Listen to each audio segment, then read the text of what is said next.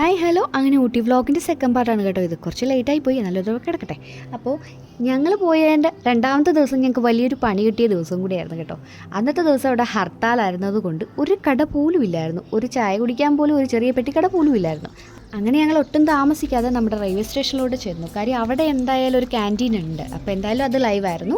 അതുകൊണ്ട് അവിടെയുള്ള ആൾക്കാരെല്ലാം ഫുഡ് കഴിക്കാൻ ചെന്നത് അവിടെയാണ്. അപ്പോൾ കിട്ടിയത് എന്താണോ അത് മേടിച്ച് കഴിച്ചു. അങ്ങനെ രാവിലത്തെ ഫുഡ് ഞങ്ങൾ കഴിച്ചു. അതിനുശേഷം ഞങ്ങളുടെ ട്രെയിനിന് വേണ്ടിയിട്ടുള്ള വെയിറ്റിംഗ് ആയിരുന്നു കേട്ടോ.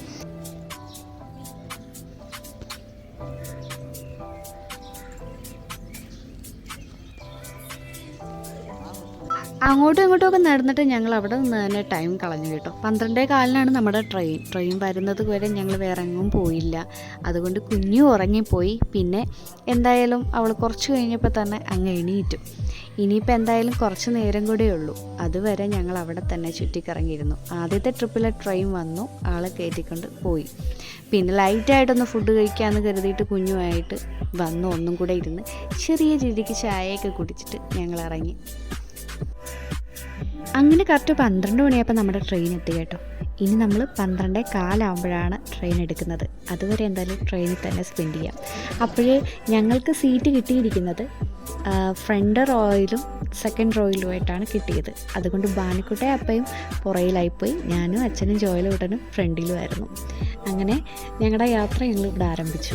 എന്താ പറയുക, എനിക്ക് ഏറ്റവും കൂടുതലൊരു ഇങ്ങോട്ടേക്ക് യാത്ര പ്ലാൻ ചെയ്ത സമയത്ത് ഞാൻ ഏറ്റവും കൂടുതൽ ആഗ്രഹിച്ചൊരു യാത്ര ഇത് തന്നെയാണ് കേട്ടോ. ഇതിന് ഞാൻ കുറേ പോസ്റ്റും കാര്യങ്ങളൊക്കെ കണ്ടിട്ടുണ്ട്. ഊട്ടി ട്രെയിനെക്കുറിച്ച് കുറച്ച് കാര്യങ്ങളൊക്കെ എല്ലാവരും പറയുന്നത്. അതൊക്കെ കണ്ടപ്പോൾ കയറണം എന്നൊരാഗ്രഹം എനിക്ക് നേരത്തെ ഉണ്ടായിരുന്നു കേട്ടോ. ഇന്ത്യയിലെ ഏറ്റവും മനോഹരമായ ട്രെയിൻ റൂട്ടുകളിൽ ഒന്നാണ് കേട്ടോ നീലഗിരി മൗണ്ട് റെയിൽവേ. മേട്ടുപ്പാളയം മുതൽ ഊട്ടി വരെ നീലഗിരി കുന്നുകളുടെ ആ ഒരു സൗന്ദര്യം ആസ്വദിച്ചിട്ട് തന്നെ നമുക്ക് യാത്ര ചെയ്യാൻ പറ്റും. ഇന്ത്യയിലെ ഏറ്റവും വേഗത കുറഞ്ഞ ട്രെയിൻ നീലഗിരി മലനിരകളിലൂടെ പോകുന്ന മേട്ടുപ്പാളയത്തിൽ നിന്ന് ഊട്ടിയിലേക്ക് പോകുന്ന ടോയ് ട്രെയിനാണ്. എന്താ പറയുക, വളരെ സ്ലോ എന്ന് വെച്ച് കഴിഞ്ഞാൽ നമുക്ക് ആദ്യമൊക്കെ ഈ പറയുന്ന പോലെ സ്ലോയിൽ പോകുമ്പോൾ എങ്ങനെയാണ് ബോറടിക്കുമോ എന്നൊക്കെ ആയിരുന്നു കേട്ടോ. പക്ഷെ ഒരു ബോറടിയില്ല കേട്ടോ. അടിപൊളി യാത്രയായിരുന്നു. 46 കിലോമീറ്റർ ദൂരം സഞ്ചരിക്കാൻ 5 മണിക്കൂർ ആവശ്യം. യാത്ര പുറപ്പെടുന്നുണ്ടെങ്കിൽ ഒരിക്കലും ഇത് മിസ് ചെയ്യരുത് കേട്ടോ. നമുക്ക് ലൈഫിൽ മറക്കാൻ പറ്റാത്തൊരു എക്സ്പീരിയൻസ് ആണ്. കുഞ്ഞുങ്ങളെയും കൊണ്ടുവരുന്നവർ അത്യാവശ്യം ശ്രദ്ധിക്കേണ്ട ഒരു കാര്യമെന്ന് വെച്ചാൽ ലഘുവായ ഭക്ഷണങ്ങളും വെള്ളവും ഒക്കെ കൈ കരുതണം കേട്ടോ. വേറെ സ്റ്റേഷനിലൊക്കെ നിർത്തുമെങ്കിലും ഒരു കുറച്ച് നേരം 2 മിനിറ്റ് പോലും അവർ വെയിറ്റ് ചെയ്യില്ല, പെട്ടെന്ന് തന്നെ എടുക്കും.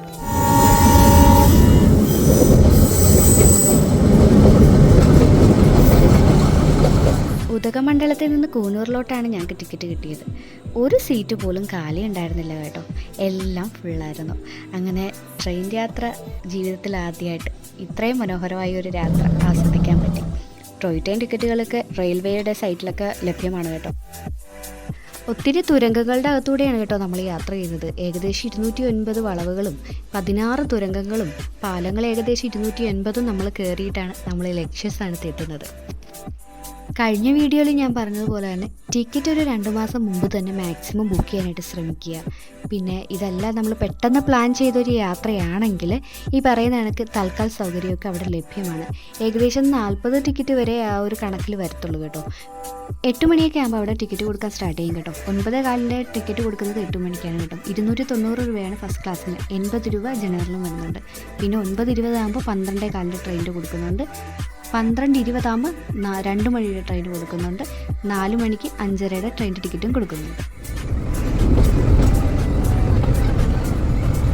അങ്ങനെ നമ്മൾ കൂനൂരിലെത്തിയതിന് ശേഷം ഉദകമണ്ഡലത്തിലാണ് നമ്മുടെ കാറ് കിടക്കുന്നത്. അങ്ങനെ ഞങ്ങൾ കൂനൂരിൽ നിന്ന് ബസ് വഴിയാണ് പോയത്. ഏകദേശം ഞങ്ങൾക്ക് എല്ലാവർക്കും കൂടെ 290 രൂപ അടുത്താണ് ആയത്. അങ്ങനെ അവിടെ നിന്ന് നമ്മുടെ മറ്റേ ക്യാൻറ്റീനിൽ നിന്ന് ഫുഡും കഴിച്ചിട്ട് നേരെ ഞങ്ങൾ അടുത്ത സ്ഥലത്തോട്ട് പോയി.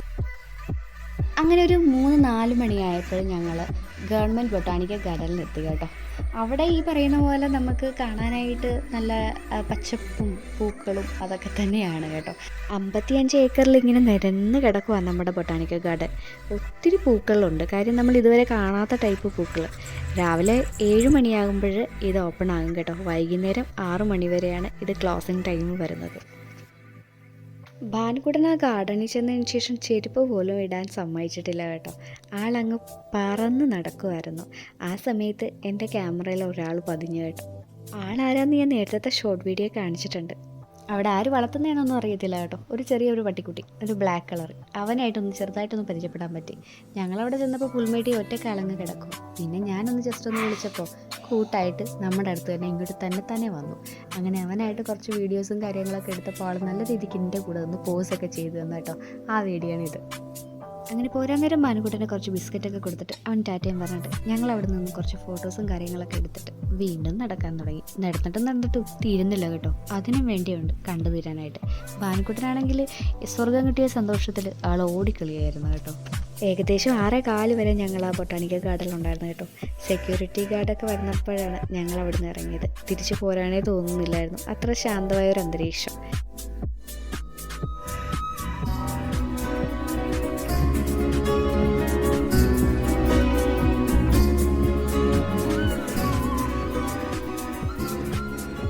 ബൊട്ടാണിക്കൽ ഗാർഡനിൽ നിന്ന് ഞങ്ങൾ നേരെ ഇറങ്ങിയത് നമ്മൾ ലോക്കലായിട്ടുള്ള കുറച്ച് സ്ഥലങ്ങളും കൂടെ ഉണ്ടെന്ന് ഇങ്ങനെ പറയുന്നത് കേട്ടു. അപ്പോൾ ജസ്റ്റ് ഒന്ന് പോയിട്ട് വരാമെന്ന് കരുതി അവിടെയും കൂടെയൊക്കെ ഒന്ന് കയറിയിട്ടാണ് ഞങ്ങൾ റൂമിലോട്ട് പോയത്. പിന്നെ നൈറ്റിലെ ഫുഡും കാര്യങ്ങളൊക്കെ നമ്മൾ താമസിക്കുന്ന ഹോട്ടലുകാർ അറേഞ്ച് ചെയ്തിട്ടുണ്ടായിരുന്നു. ഹർത്താലായിരുന്നതുകൊണ്ട് എങ്ങും ഇല്ലായിരുന്നതുകൊണ്ട് അങ്ങനെ അറേഞ്ച് ചെയ്തുകൊണ്ട് ഞങ്ങൾക്ക് അന്നത്തെ ദിവസം ഫുഡ് കിട്ടി. അങ്ങനെ ഫുഡും കഴിച്ചിട്ട് രാവിലെ നമ്മൾ നമ്മുടെ യാത്ര വീട്ടിൽ തുടർന്നു. അങ്ങനെ ഊട്ടിയോട് ടാറ്റ ബൈ ബൈ പറഞ്ഞിട്ട് ഞങ്ങൾ പിറ്റേ ദിവസം രാവിലെ തന്നെ നാട്ടിലോട്ട് ഇറങ്ങി കേട്ടോ. തിരിച്ചു പോകുന്നത് കോയമ്പത്തൂർ റൂട്ടാണ് കേട്ടോ. ഊട്ടിയിൽ നിന്ന് കോയമ്പത്തൂരിലേക്ക് ഏകദേശം 88 കിലോമീറ്ററാണ് ഉള്ളത്. തമിഴ്നാട് വഴിയാണ് വന്നത് കൊണ്ട് എന്തായാലും പച്ചക്കറി മേടിക്കാതെ പോരുന്നത് ശരിയല്ലല്ലോ. അങ്ങനെ ഞങ്ങൾ അവിടെ നിന്ന് കുറച്ച് പച്ചക്കറിയെല്ലാം മേടിച്ചു.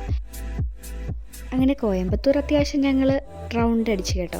ഇനിയിപ്പോൾ എന്തായാലും നേരെ ചേർത്തലയിലോട്ടാണ് പോകേണ്ടത്. 216 കിലോമീറ്ററാണ് ചേർത്തലയിലേക്കുള്ളത്. ഏകദേശം ഒരു 5 മണിക്കൂർ യാത്ര.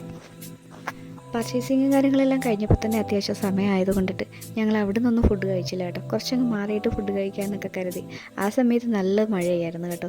ഒരു രക്ഷയില്ലാത്ത രീതിയിലുള്ള മഴ. ഊട്ടിയിൽ നമ്മൾ ഇറങ്ങിയപ്പോൾ തന്നെ ചാറ്റൽ മഴയുണ്ടെങ്കിൽ പോലും അങ്ങോട്ടങ്ങോട്ട് പോയപ്പോൾ മഴ കൂടി വന്നു. പിന്നെ ഞങ്ങൾ പാലക്കാട് എത്താറായപ്പോഴാണ് ഫുഡ് കഴിച്ചത്. അങ്ങനെ ഒരു നല്ലൊരു റെസ്റ്റോറൻറ്റ് കണ്ടപ്പോൾ ഞങ്ങൾ നിർത്തി. അത്യാവശ്യം നല്ല ഫുഡും കാര്യങ്ങളൊക്കെ ആയിരുന്നു കേട്ടോ.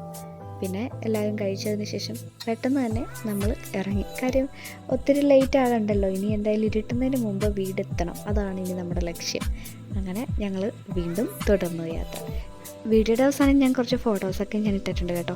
അതെന്തായാലും ഒന്ന് പ്രത്യേകം കാണണം. കുറച്ച് സെൽഫികളെല്ലാം ചിലരുടെ കൂടി എടുത്തിട്ടുണ്ട്. അതും കൂടി ഞാൻ അപ്ലോഡ് ചെയ്തിട്ടുണ്ട്, കാണാൻ മറക്കണ്ട കേട്ടോ അതൊന്നും. അങ്ങനെ കൊച്ചി എത്തി എന്നൊരു ബോർഡ് കണ്ടപ്പോൾ തന്നെ ഒരു സമാധാനം കിട്ടി. ഏകദേശം 9:15 ഞങ്ങളുടെ വീടെത്തി. അപ്പോൾ എന്തായാലും ഞങ്ങളുടെ ഈ ഒരു ചെറിയ ഊട്ടി വ്ളോഗ് എല്ലാവർക്കും ഇഷ്ടമായെന്ന് വിശ്വസിക്കുന്നു. നെക്സ്റ്റ് വീഡിയോ കാണുമ്പോഴേക്കും ടേക്ക് കെയർ, ബൈ. ഇതാണ് ഞാൻ പറഞ്ഞ സെൽഫി കേട്ടോ. നടുറോട്ടി വെച്ചിട്ട് കുറച്ച് കാട്ടുപോത്ത് കൂട്ടങ്ങളെ കണ്ടിട്ടുണ്ടായിരുന്നു. വണ്ടി സൈഡ് ഒതുക്കിയിട്ട് പുള്ളിക്കാരൻ പോയി സെൽഫി എടുത്തിട്ട് വന്നതാണ് ഈ ഫോട്ടോ.